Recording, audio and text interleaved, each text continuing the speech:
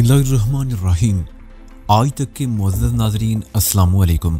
अब किस्त 221 मुलाहिज़ा फरमाएं। हाँ, ये मुमकिन है वो किसी और तरीके से मेरी मदद कर सके, लेकिन खैर मैं नीलगिरी से रब्ता करने की कोशिश करूंगा। मैंने कहा। हम भी ये बातें कर रहे थे कि बाहर का गेट जोर जोर से धड़धड़ाया जाने लगा। मैंने दीवार गिर घड़ी की तरफ देखा, 3 बज रहे थे। इस वक्त कौन हो सकता है? दरवाजा धड़धड़ाए जाने का अंदाज भी दोस्ताना नहीं था। गेट के शोर की आवाज़ सुनकर धनु भी बेदार हो गई और उसकी आंखों में अजीब सी वहशत उभर आई। मैं उठकर बाहर आ गया और जब मैंने गेट खोला तो 8-10 आदमी अंदर घुस आए। उनके तेवर अच्छे नहीं लग रहे थे। बायामती कहाँ है? उनमें से एक ने करख्त लहजे में पूछा। उसके चेहरे पर भी बड़ी करख्तगी थी। वो कुदारी गई है अपने गाँव, उसके बाप का देहांत हो गया। लेकिन तुम कौन हो? मैंने जवाब दिया। मैं बायामती का बाप हूँ, उस शख्स ने जवाब दिया। मुझे यूं लगा जैसे मेरे सर पर बम फटा हो। मेरे दिमाग में धमाके होने लगे और मैं वहशत नजरों से उस पिस्ता कामत शख्स की तरफ देखता रह गया। मुझे अपनी समात पर यकीन नहीं आ रहा था। बायामती अपने बाप की मौत की खबर सुनकर गाँव गई थी। खबर लाने वाला उसके गाँव का आदमी था। वो झूठ नहीं बोल सकता था और ना ही किसी से इस किस्म का मजाक किया जा सकता था। बायामती ने पिछली रात रोते हुए गुजारी थी। उसे अपने माँ बाप से बहुत मोहब्बत थी। वो अक्सर उनका जिक्र करती थी और हर महीने की पहली तारीख को तनख्वाह मिलते ही अपने बाप के नाम कुछ न कुछ रकम जरूर भेजा करती और वक्तन फवक्तन उन लोगों के लिए तहफ़ भी भेजती रहती थी। गुज़िश्ता रोज बाप की मौत की खबर सुनकर घर आई थी तो बहुत अपसेट थी। उसकी वजह से हम भी रात भर जागते रहे थे। धनूर शोभा उसे तसल्ली दिलासा देती रही थी और सुबह होते ही वो पहली बस से गाँव रवाना हो गई थी। कुदारी काठमांडू से तकरीबन 250 किलोमीटर के फासले पर था। वो सुबह 6 बजे घर से रवाना हुई थी। ज्यादा से ज्यादा 7 या 8 बजे वाली बस मिल गई होगी। फासला अगरचे ज्यादा नहीं था, लेकिन पहाड़ी रास्ते बहुत पुरपीच और खतरनाक थे। उन बल खाते हुए रास्तों पर बसें ज्यादा तेज रफ्तारी से सफर नहीं कर सकती थी, लेकिन फिर भी वो दोपहर तक अपनी मंजिल तक पहुंच गई होगी। इस वक्त रात के 3 बज रहे थे। उसके बाप को जिंदा अपने सामने देखकर मेरे आवाज मेरे काबू से बाहर हो गए। क्या गाँव पहुंचकर मायामती की अपने बाप से मुलाकात नहीं हुई थी? ये लोग गाँव से कब रवाना हुए होंगे? नेपाल में आमतौर पर रात के वक्त लंबे सफर की बसें नहीं चलती और इन लोगों की हालत देखकर अंदाजा लगाया जा सकता था जैसे लारी अड्डे से सीधे यहीं आ रहे हों। मेरा दिमाग बुरी तरह उलझा हुआ था। कोई बात समझ में नहीं आ रही थी। अगर वाकई मायामती के बाप का इंतकाल हो गया था तो ये शख्स कौन था? एक मरतबा मायामती ने मुझे अपना फैमिली एल्बम भी दिखाया था और मुझे याद पड़ता था कि इसका बाप कुछ ऐसा ही था जो इस वक्त मेरे सामने खड़ा था। मैं कुछ देर तक पिस्ता कामत उस शख्स के चेहरे को घूरता रहा जिसने अपने आप को मायामती का बाप बताया था। फिर मेरी नजरें उसके साथ खड़े हुए दूसरे लोगों के चेहरों पर फिसलने लगी। तवील सफर से उन सब के चेहरों पर अगरचे थकन के आसार नुमाया थे, लेकिन उनके इरादे काफी खतरनाक नजर आ रहे थे। वो शख्स खूनख्वार नजरों से मेरी तरफ देखता हुआ 2 कदम आगे बढ़ाया। मैं मायामती का बाप हूँ, दर पिंदर बड़ा नहीं हूँ। मेरी जीवन रेखा जिंदगी की लकीरें बहुत लंबी है, पर तूने अपनी बातों से मेरे जीवन का अंत कर दिया। सच बता, कौन है तू और मेरी पुत्री को तूने कहाँ गायब कर दिया है? और तूने इस मकान पर कब्जा क्यों कर रखा है? मैंने मकान पर कब्जा नहीं कर रखा। मैंने सूरत को संभालने की कोशिश करते हुए कहा। मायामती मेरी दोस्त है, हम उसकी इजाजत से उसके साथ यहाँ रह रहे हैं। कल शाम तुम्हारे गांव के एक आदमी ने हॉस्पिटल में बताया कि तुम किसी पहाड़ी तोदे के नीचे दबकर मर गए हो। मायामती बहुत परेशान थी। वो आज सुबह ही गाँव गई है। झूठ बोलता है तू, दरपिंदर घुर्राया। हम शाम का अंधेरा फैलने के बाद गाँव से चले हैं। अगर मायामती सुबह से यहाँ रवाना हुई होती तो उसे दोपहर तक वहां पहुंच जाना चाहिए था। बता, तुमने मेरी पुत्री को कहाँ गायब किया है? मैं ठीक कह रहा हूँ। मेरे आवाज एक बार फिर मेरा साथ छोड़ने लगे। तुम लोग अंदर जाकर देखो यहाँ और कौन है। दरपिंदर ने अपने 2 आदमी को इशारा किया। 2 के बजाय 4 आदमी दौड़ते हुए अंदर चले गए और फिर थोड़ी देर बाद अंदर से धनु और शोभा के चीखने की आवाजें सुनाई देने लगी और फिर वो लोग दोनों को घसीटते हुए बाहर ले आए। दरपिंदर के इशारे पर 2 आदमियों ने मुझे दबोच लिया और मेरी धुनाई करने लगे। मैं अपना दिफा करता रहा। जारहियत इख्तियार करने की सूरत में मामला बिगड़ जाने का अंदेशा था, जबकि मेरे ख्याल में सब्र तो हम्मल का मुजाहरा करके बात को संभाला जा सकता था। वो लोग मेरी पिटाई करते हुए इस तरह शोर मचा रहे थे जैसे बहुत बड़ा महाज खुल गया हो। शोर की आवाज सुनकर कुछ पड़ोसी भी आ गए। कम से कम 4 महीनों से मायामती के साथ मेरा इस मकान में आना जाना था। मैं मायामती के साथ कई रोज यहाँ रहा था। इस गली में रहने वालों ने कई मरतबा मुझे मायामती के साथ देखा था। वो सब मुझे जानते और पहचानने लगे थे, लेकिन इस वक्त हर शख्स ने मुझे पहचानने से इनकार कर दिया। दरपिंदर मुझे अपने आदमियों के हवाले करके अंदर चला गया। उसकी वापसी तकरीबन 10 मिनट बाद हुई थी। मैंने पुलिस को फोन किया है। वो खूनख्वार नजरों से मेरी तरफ देखते हुए बोला, मामला अब भी मेरे हाथ में है। पुलिस के आने से पहले बता दे कि मेरी पुत्री कहाँ है, तो मैं तुम लोगों को छोड़ दूंगा, वरना पुलिस तुम लोगों से मालूम कर लेगी। और एक बात सुन। उसने मेरे बालों को पकड़कर जोरदार झटका दिया। अगर मेरी पुत्री को कुछ हो गया तो मैं तुम्हारा खून पी जाऊंगा। मेरी बात का यकीन करो, तुम्हारी बेटी तुम्हारी मौत की इतला पाकर आज सुबह गाँव चली गई है। मैंने जवाब दिया। ایک بات پر بہرحال مجھے اطمینان ہوا کہ اس نے پولیس کو فون کر دیا تھا۔ اس آنے کے پولیس والے ظاہر ہے مجھے نہیں جانتے تھے، لیکن اس طرح انسپیکٹر بریندرا کو اطلاع ہو سکتی تھی اور وہ اس معاملے میں ہماری مدد کر سکتا تھا۔ دربیندر میری بات کا یقین کرنے کو تیار نہیں تھا۔ اسی دوران میں کچھ اور پڑوسی جمع ہو گئے، انہوں نے بھی مجھے پہچاننے سے انکار کر دیا۔ پولیس اسٹیشن زیادہ دور نہیں تھا، آدھے گھنٹے بعد ہی پولیس کی ایک جیپ پہنچ گئی۔ پولیس والوں کی تعداد 4 تھی اور وہ چاروں بہت خراٹ لگ رہے تھے۔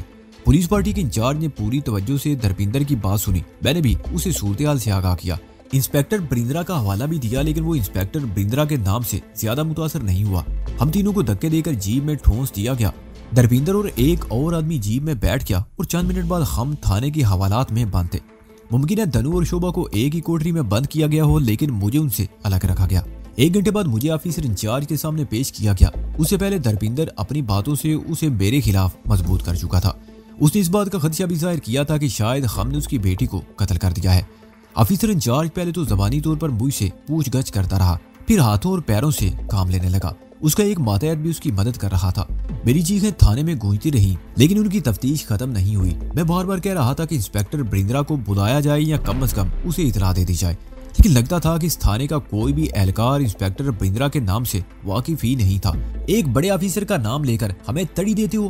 سب انسپیکٹر نے میرے جبڑے پر ایک اور گھونسا مارتے ہوئے کہا، فکر مت کرو، ہم اسے بھی اطلاع دیں گے، پہلے ہم اپنی تفتیش تو مکمل کر لیں۔ اور ان کی یہ تفتیش صبح تک جاری رہی۔ 10-12 روز پہلے میں انٹیلیجنس کی مار کھا کر ہاسپٹل میں داخل ہوا تھا اور اب یہ ایک نیا چکر شروع ہو گیا تھا۔ ان کمبختوں نے مار مار کر میرا برکس نکال دیا۔ مجھے پھر حوالات میں ڈال دیا گیا۔ میرے جسم کا جوڑ جوڑ دکھ رہا تھا، نچلا اونٹ پھٹ گیا تھا جس سے خون رس رہا تھا، بائیں طرف کا جبڑا بھی پوری طرح ہل کر رہ گیا تھا۔ میں حوالات کے گندے فرش پر پڑا اس صورتحال کے بارے میں سوچ رہا تھا۔ کسی نے مایامتی کے ساتھ مذاق کیا تھا، اس کے باپ کے مرنے کی جھوٹی خبر دی تھی، لیکن وہ کہاں غائب ہو گئی تھی؟ اسے تو دوپہر تک اپنے گاؤں پہنچ جانا چاہیے تھا۔ اس کا باپ شام کو گاؤں سے روانہ ہوا تھا اور اس وقت تک مایامتی گاؤں نہیں پہنچی تھی۔ یہ چکر میری سمجھ میں نہیں آ رہا تھا۔ ادھر مایامتی کو اس کے باپ کے مرنے کی اطلاع دی گئی اور ادھر گاؤں میں اس کے باپ کو کوئی جھوٹی خبر پہنچائی گئی۔ مایامتی غائب تھی اور ہماری شامت آ گئی تھی۔ دوپہر تک کسی نے حوالات میں جا کر دیکھا تک نہیں، اور پھر 4 بجے کے قریب یہ خوفناک اور سنسنی خیز خبر سننے کو ملی کہ کھٹمنڈو سے تقریباً 60 کلومیٹر آگے ڈولو گھاٹ نامی قصبے سے مایامتی کی لاش ملی ہے۔ اسے بہت بے دردی سے قتل کیا گیا تھا۔ لاش ایک ویران جگہ پر پائی گئی تھی اور اس کے قریب ایک سوٹ کیس بھی ملا تھا جس میں رکھی ہوئی چیزوں اور کاغذات سے مایامتی کی شناخت ہوئی تھی۔ مایامتی کا باپ دربیندر بری طرح بپھرا ہوا تھا۔ پولیس نے مایامتی کی موت کی اطلاع دینے اور لاش کو شناخت کے لیے اسے تھانے بلا لیا تھا۔ اسے ہاسپٹل لے جایا گیا جہاں لاش رکھی ہوئی تھی۔ اس نے بھی لاش شناخت کر لی۔ واپس آنے میں آ کر اس نے چیخنا چلانا شروع کر دیا۔ وہ مجھے قاتل گردان رہا تھا اور چیخ چیخ کر کہہ رہا تھا کہ مجھے اس کے قتل کے الزام میں پھانسی دی جائے یا اس کے حوالے کر دیا جائے۔ صورتحال اب بدل گئی تھی۔ پہلے ہم پر الزام تھا کہ ہم نے مکان پر قبضہ کرنے کے لیے مایامتی کو کہیں غائب کر دیا تھا، اور اب سیدھا سیدھا قتل کا الزام آ گیا تھا۔ اگرچہ میرے خلاف ابھی تک قتل کی باقاعدہ رپورٹ درج نہیں کی گئی تھی، لیکن لگتا تھا کہ مجھے پھانسنے کے لیے جال کو مزید مضبوط کیا جا رہا تھا۔ 6 بجے کے قریب مجھے پھر تفتیشی آفیسر کے سامنے پیش کیا گیا۔ پوچھ گچھ کے بہانے مجھے پھر تشدد کا نشانہ بنایا جانے لگا۔ میں اپنی بے گناہی کا یقین دلانے کی کوشش کرتا رہا، لیکن پولیس والے میری کوئی بات سننے کو تیار نہ تھے۔ اس مرتبہ تو ایک پولیس والے نے اپنے بیلٹ سے میری کھال ادھیڑ ڈالی۔ ایک بار میں نے اس کے وار سے بچنے کی کوشش کی تو بیلٹ کا بھوکل میرے سر پر لگا، سر پھٹ گیا اور خون بہہ نکلا۔ تفتیشی کمرے سے حوالات کی طرف واپس جاتے ہوئے مجھے دوسری طرف لایا گیا۔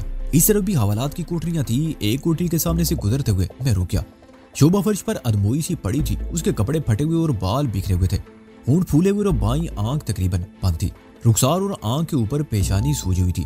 تنو بھی اس کے قریب بیٹھی ہوئی تھی۔ اس کی حالت بھی شوبھا سے مختلف نہ تھی۔ اسے بھی تشدد کا نشانہ بنایا گیا۔ اس کا لباس بھی پھٹا ہوا تھا۔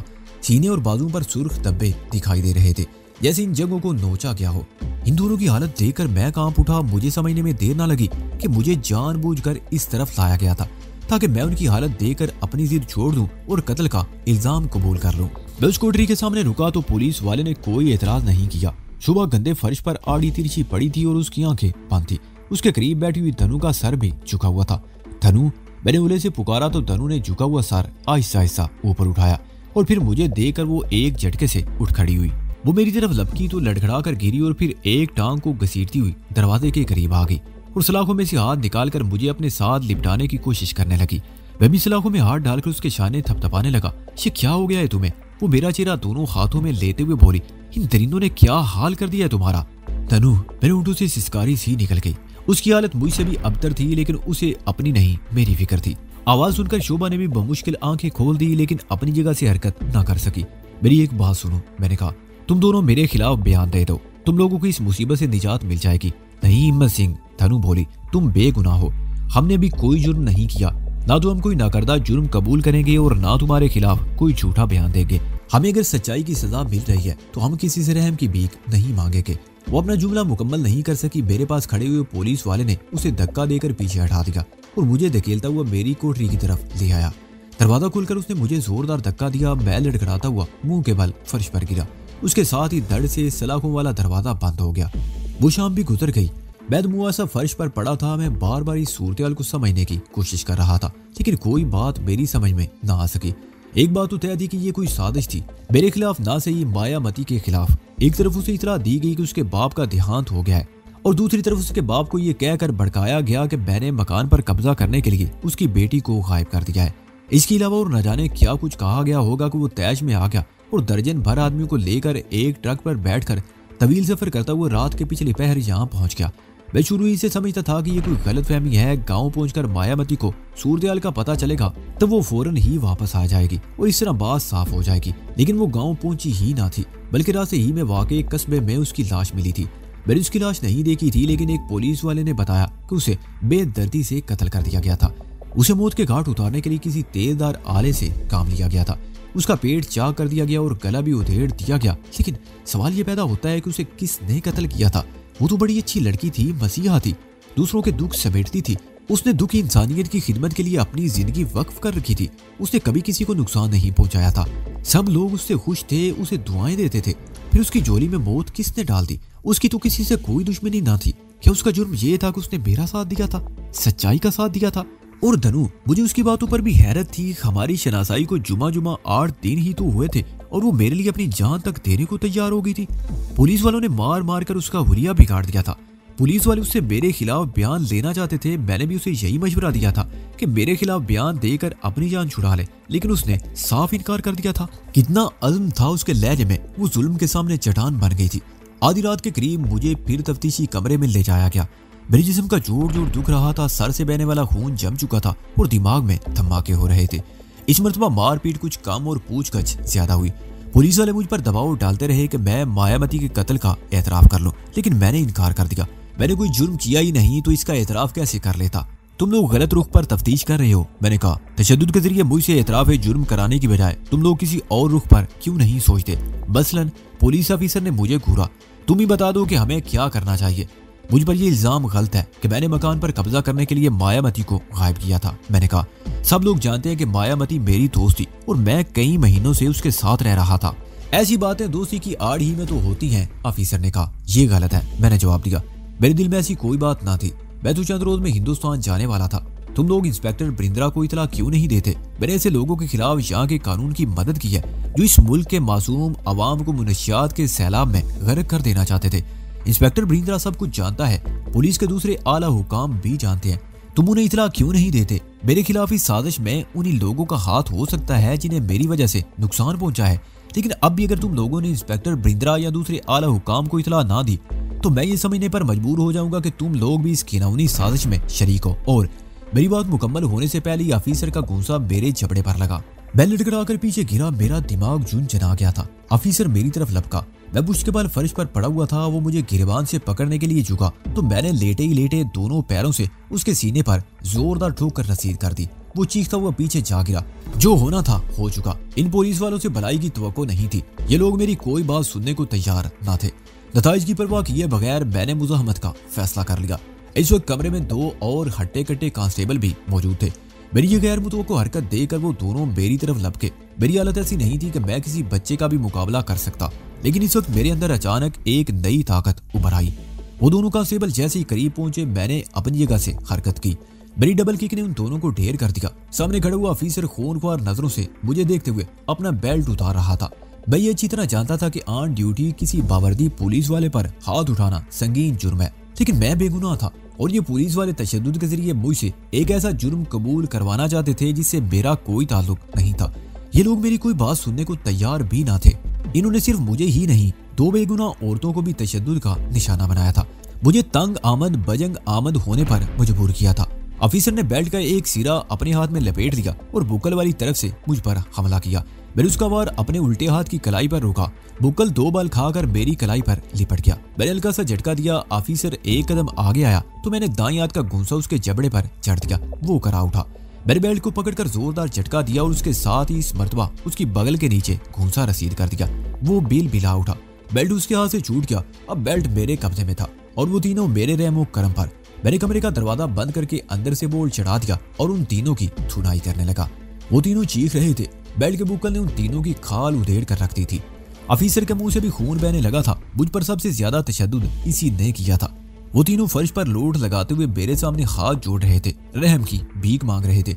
लेकिन मुझ पर तो जुनून तारी था। मेरा हाथ नहीं रुक रहा था। बाहर शोर की आवाजें सुनाई दे रही थी। मेरे ख्याल में थाने का सारा अमला उस कमरे के सामने जमा हो गया था। पहले दरवाजा जोर जोर से धड़धड़ाया जाता रहा, फिर उसे तोड़ने की कोशिश की जाने लगी। दरवाजा टूट रहा था। मैंने ऑफिसर को फर्श से उठाकर अपना हाथ उसकी गर्दन पर लपेट दिया और उसे डाल बनाकर अपने आगे रख लिया और दीवार से पुश टिकाकर खड़ा हो गया। दरवाजे का पट टूटकर अंदर की तरफ गिरा। वो कई पुलिस वाले थे। 2 अंदर घुस आए। मैं उसी वक्त चीख उठा, रुक जाओ, आगे मत बढ़ना वरना इसकी गर्दन मरोड़ दूंगा। पुलिस वाले रुक गए। मेरा अंदाजा दुरुस्त निकला। थाने का सारा अमला इस कमरे के सामने खड़ा था। वो लोग फटी फटी सी नजरों से कमरे का मंजर देख रहे थे। 2 पुलिस वाले फर्श पर पड़े थे और उनका ऑफिसर मेरे शिकंजे में था। इंस्पेक्टर ब्रिंद्रा को फोन पर इतला दो। अगर वो आधे घंटे में यहाँ नहीं पहुंचा तो मैं इसे जान से मार डालूंगा। मैंने चीख कर कहा, तुम अपने जुर्म को मजीद संगीन बना रहे हो, बंद करो बकवास। मैं चीखा, इंस्पेक्टर ब्रिंद्रा को फोन करो और मैं इसे कोठरी में ले जा रहा हूँ जहाँ दोनों औरतें बंद है। अगर किसी ने कोई हरकत की तो इसकी गर्दन मरोड़ दूंगा। सामने से हट जाओ। तमाम पुलिस वाले सामने से हट गए। मैं ऑफिसर को लेकर कमरे से बाहर आ गया और उसे घसीटता उस रायदारी में आ गया जिसमें कैदियों की कोठरियां थी। ऑफिसर के गले पर मेरी गिरफ्त कुछ ज्यादा ही मजबूत थी। उसकी आंखें हल्कों से उबली हुई थी और उसे सांस लेने तक में दुश्वारी पेश आ रही थी। तमाम पुलिस वाले हमारे पीछे आ रहे थे। 2 ने तो राइफलें तान रखी थी। मैं ऑफिसर को उल्टे कदमों घसीटता हुआ धनु और शोभा वाली कोठरी के सामने रुक गया। मेरे कहने पर एक संतरी ने ताला खोल दिया। मैं ऑफिसर को लेकर अंदर दाखिल हो गया और दूसरी हाथ से सलाखों वाला दरवाजा बंद कर दिया। संतरी बाहर से ताला लगाने लगा तो मैं चीख उठा, ताला मत लगाओ, मैं भागूंगा नहीं, लेकिन अगर आधे घंटे तक तुम लोगों ने ब्रिंद्रा और दूसरे ऑफिसर्स को नहीं बुलाया तो इसकी गर्दन मरोड़ दूंगा। 2 पुलिस वाले राइफलें ताने रायदारी में खड़े रहे और बाकी वहां से हट गए। मैंने ऑफिसर को धक्का देकर एक तरफ गिरा दिया। शोभा भी बेसुध पड़ी थी। धनु ये सब कुछ देखकर वैसे ज्यादा सी हो गई और फिर दूसरे हीले में वो मुझसे लिपट गई। मैं उसका कंधा थपथपाता हुआ शोभा के करीब बैठ गया। मैं तुम दोनों से शर्मिंदा हूँ। मैंने बारी बारी दोनों की तरफ देखते हुए कहा, मेरी वजह से तुम लोगों को ये तशद्दुद बर्दाश्त करना पड़ा। अगर तुम लोग शुरू ही में आगे एक लफ्ज भी मत बोलना हिम्मत सिंह। शोभा ने मेरी बात काट दी। ये सब कुछ हमने सिर्फ तुम्हारे लिए नहीं, सच्चाई की लाज रखने के लिए बर्दाश्त किया है। हमारी जान भी चली जाए तो हमें परवाह नहीं। काश दूसरे लोग भी इस अंदाज में सोच सकें। मैंने गहरा सांस लेते हुए कहा और पुलिस ऑफिसर की तरफ देखने लगा जो एक तरफ पड़ा गहरे गहरे सांस ले रहा था। मैं धनु और शोभा से बातें कर रहा था कि ऑफिसर ने दरवाजे की तरफ छलांग लगा दी। मैंने दरवाजे को अंदर से बोल्ट लगा दिया था। ऑफिसर का एक हाथ दरवाजे के रुख पर था और दूसरे हाथ से वो बोल्ट खींचने की कोशिश कर रहा था कि मैं अपनी जगह से उछलकर उसके ऊपर जा गिरा और उसके सर पर घूंसे मारने लगा। ये ऑफिसर इस वक्त हम तीनों की जिंदगियों की जमानत था। अगर ये हमारे हाथ से निकल जाता तो पुलिस वाले भूखे बेड़ियों की तरह हम पर टूट पड़ते और हमें जिंदा ना छोड़ते। राहदारी में खड़े हुए पुलिस वाले भी दौड़कर दरवाजे के करीब पहुंच गए। एक ने मेरी तरफ राइफल तान ली। छोड़ दो इसे वरना गोली मार दूंगा, वो चीखा। तुम्हारी गोली मुझे कोई नुकसान नहीं पहुंचाएगी, अलबत्ता तुम्हारे ऑफिसर के जिस्म में सुराख हो जाएगा। मैंने भी चीख कर जवाब दिया, पीछे हट जाओ वरना तुम्हारी गोली चलाने से पहले ही इसकी गर्दन मरोड़ दूंगा। पुलिस वाले ने राइफल नीचे कर ली। ऑफिसर ने अब दोनों हाथों से दरवाजे की सलाखों को पकड़ लिया था। मैंने एक हाथ उसकी गर्दन पर लपेटे रखा और दूसरी हाथ से उसकी एक बगल के नीचे घूंसे मारने लगा। उसकी गिरफ्त ढीली पड़ गई। मैं उसे घसीटता हुआ दरवाजे से दूर ले गया और फर्श पर पटक दिया। धनु ने लपक कर उसके सर के बाल पकड़ लिए और जोर जोर से झटके देने लगी। यही है, वो चीखी, इस बदमाश ने मुझे मारा था। मैंने धनु को पकड़कर अलग कर दिया। मैं जानता था कि अगर उस पर जुनून तारी हो गया तो ऑफिसर को उससे बचाना मुश्किल हो जाएगा। इसी दौरान में एक सब इंस्पेक्टर भी दरवाजे के सामने पहुंच गया। तुम लोग अपने हक में बहुत बुरा कर रहे हो, उसने मेरी तरफ देखते हुए कहा। बेहतर है कि हमारे ऑफिसर को छोड़ दो। मैं वादा करता हूँ कि तुम लोगों के साथ नरमी का सलूक किया जाएगा। मैंने तुम लोगों को आधे घंटे का वक्त दिया है, मैंने जवाब दिया। अगर इंस्पेक्टर ब्रिंद्रा और दूसरे आला पुलिस ऑफिसर यहाँ नहीं पहुंचे तो तुम्हारी इस ऑफिसर के जीवन का अंत कर दूंगा। इंस्पेक्टर ब्रिंद्रा हेडक्वार्टर में नहीं है, वो अपने घर पर भी नहीं है। हम उससे राब्ता करने की कोशिश कर रहे हैं। उस तक हमारा पैगाम पहुंचने में देर लग सकती है, सब इंस्पेक्टर ने कहा।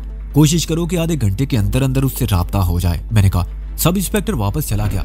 वक्त गुजरता रहा। सब इंस्पेक्टर हर आधे घंटे बाद हमें सूरत हाल से आगाह कर रहा था कि अभी तक इंस्पेक्टर ब्रिंद्रा से राब्ता नहीं हो सका। और फिर 3 बजे के करीब इंस्पेक्टर ब्रिंद्रा और 2 ऑफिसर के साथ दरवाजे के सामने नमूदार हुआ। वो तीनों अंदर आ गए। हमारी हालत देखकर वो उछल पड़ा। मुझे नहीं मालूम पुलिस वालों ने उन्हें क्या बताया होगा, लेकिन मेरी कहानी बहरहाल उनसे मुख्तलिफ थी। इसी दौरान में थाने में खलबली सी मच गई। पुलिस कमिश्नर और चंद और आला अफसरान भी पहुंच गए थे। अब सूरत बिल्कुल पलट गई थी।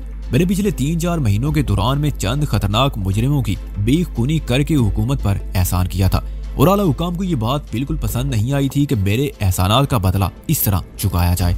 हमें 3 दिन तक गैर कानूनी तौर पर हिरासत में रखकर तशद्दुद किया गया था। हमारे खिलाफ अभी तक कोई रिपोर्ट भी दर्ज नहीं हुई थी। रिपोर्ट दर्ज होने की सूरत में भी कानूनी तौर पर मुझे रात इस थाने में नहीं रखा जा सकता था।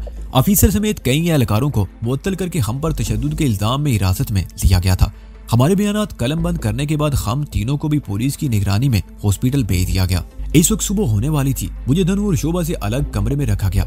मेरे जख्मों की मरहम पट्टी के बाद मुझे एक इंजेक्शन भी लगा दिया गया। इस वक्त मुझ पर गुनूदगी तारी थी। मेरे बेड के करीब कुर्सी पर बैठी हुई नर्स उठकर खिड़की के सामने चली गई। उसने खिड़की पर पड़ा हुआ हरे रंग का दबीज पर्दा एक तरफ सिरका दिया। ताजा हवा का झोंका कमरे में दर आया। नर्स कुछ देर खिड़की के सामने खड़ी बाहर देखती रही, फिर मुड़कर मेरी तरफ देखने लगी। उसकी सूरत देखकर मैं चौंक गया। वो नर्स नहीं, नील करी थी। उसका बारीक लिबास हवा के झोंकों से लहरा रहा था। उसका चेहरा धुंधलाया हुआ था। उसे देखकर लगता था जैसे वो बरसों की बीमार हो। मुझे अफसोस है वजदान, वो मेरे सामने खड़ी हो गई। तुम पर इतने कष्ट हुए और मैं तुम्हारी कोई मदद ना कर सकी। तुम्हें क्या हुआ नीलकरी? मैंने उसकी माजरत को नजरअंदाज करते हुए कहा। तुम्हारा चेहरा क्यों धुंधलाया हुआ है? बीमार लग रही हो? हाँ, उसने गहरा सांस लेते हुए जवाब दिया। गौतम बुश ने जाप शुरू कर रखा है। उसने मेरे गिर्द हिसार कायम कर दिया था ताकि मैं तुम्हारी मदद के लिए ना आ सकूं। उसकी तवज्जो हटते ही मुझे मौका मिल गया और मैं हिसार तोड़कर निकल आई। लेकिन मेरे पास ज्यादा वक्त नहीं।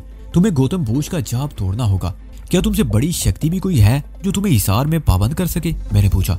इस दुनिया में बड़ी पुरस्कार कुव्वतें हैं, नीलकरी बोली। मैं सबसे बड़ी शक्ति हूँ, लेकिन बाज कुव्वतें ऐसी हैं जो मेरे लिए कुछ मुश्किलात पैदा कर सकती हैं। और गौतम बुश उन कुव्वतों से मुझे उलझाकर अपना वो जाप पूरा करना चाहता है, जिससे वो मुझे अपने कब्जे में कर लेगा। तुम्हें उस जाप को मुकम्मल करने से रोकना होगा। वो है कहाँ? मैंने पूछा। नीलकरी के एक गार में जहाँ बुद्धा की कदीम और वीरान इबादत का है। और सुनो, वो बात करते करते रुक गई। उसकी ना सिर्फ आवाज धीमी थी बल्कि चेहरा मजीद धुंधला रहा था। तुम्हारे खिलाफ ये साजिश भी उसी ने की है। वो अपनी कुव्वतों से काम ले रहा है। मायामती का बाप भी इस साजिश में शरीक है। तुमने थाने में अपने अंदर की शक्ति से काम लेकर सूरत हाल वक्ती तौर पर बदल दी है, लेकिन खतरा भी टला नहीं। दरबिंदर फरार हो गया तो तुम फिर जाल में फंस जाओगे। इस सूरत हाल से मैं निपट लूंगा। मैंने कहा। मुझे ये बताओ, नीलकरी में बुद्धा की वो इबादत का कहाँ है? वो नीलकरी की आवाज कुछ और दब गई। उसका चेहरा बिल्कुल धुंधला गया। मैं जा रही हूँ, फिर आऊंगी। तुम अपने अंदर की शक्ति से काम। नीलकरी की आवाज भी अब सुनाई नहीं दे रही थी। उसका चेहरा भी नाए दबीर धुंध में छुप गया था। वो मेरे ऊपर झुक गई। मुझे अपनी पेशानी पर उसके तपते हुए होंठ महसूस हुए तो मैंने झट से आंखें खोल दी। मैं जैसे अचानक की नींद से जागा था। वो नर्स थी जो मेरे ऊपर झुकी हुई थी। उसके होंठ मेरी पेशानी पर सब थे। मुझे हरकत करते पाकर वो एक झटके से सीधी हो गई। वो शर्मिंदा सी हो गई। उसके चेहरे पर निदामत के तासरात उभर आए। तो तुम? मेरे होंठों से बेइख्तियार निकला। वो कहाँ गई? कौन? नर्स ने निदामत भरे लहजे में कहा। यहाँ तो और कोई नहीं है। मैं अकेली हूँ और मुझे अफसोस है। मैं दरअसल। कोई बात नहीं। मैंने उसे मजीद शर्मिंदगी से बचा लिया। मुझे पानी पिलाओ, हल खुश्क हो रहा है। नर्स लपक कर पानी ले आई। उसने एक हाथ से मुझे सहारा देकर उठाया और दूसरे हाथ में पकड़ा हुआ गिलास मेरे होंठों से लगा दिया। मेरा हल्क वाकई खुश्क था, जैसे उसमें रेत भर दी गई हो। एक ही सांस में पूरा गिलास पानी पी गया। नर्स ने मुझे दोबारा लिटा दी और बेड के करीब पड़ी हुई कुर्सी पर बैठकर अजीब सी नजरों से मेरी तरफ देखने लगी।